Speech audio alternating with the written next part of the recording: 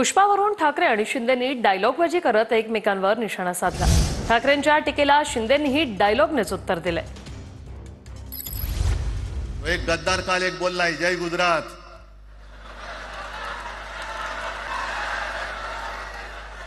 किती लाचारी करायची।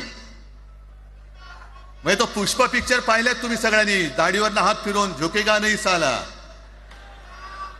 तसे हे गद्दार म्हणतात उठेगा नहीं साला, कुछ भी बोलो उठेगा ही नहीं। अरे कसा उठणार आहे का तुझ्याकडे उठण्यासारखं? म्हणजे विचार मी म्हणतोय, आपला मालक आला म्हणून त्याच्यासमोर जय गुजरात म्हणणारा आपल्या बाळासाहेबांच्या विचाराचा पाईक असू शकेल? 3 वर्षापूर्वी धोडाला अब उठेगा नहीं साला हा डायलॉग त्यांना शोभून दिसतो। मी नाही बोलत, आता मी बोललो, मी अर्ध्याच दाढीवरून हात फिरवला होता। 3 वर्षापूर्वी 2022ला आम्ही उठाव केला, आम्ही उठलो त्यावेळेस अन्यायाच्या विरुद्ध। तेव्हा ते आडवे झाले, तेव्हापासून अजून सावरलेच नाहीत, आडवेच आहेत। आता कुणाचा तरी हात धरून उठण्याचा केविलवाना प्रयत्न करतायत। आणि जर दाढीवर पूर्ण असा हात फिरवला असता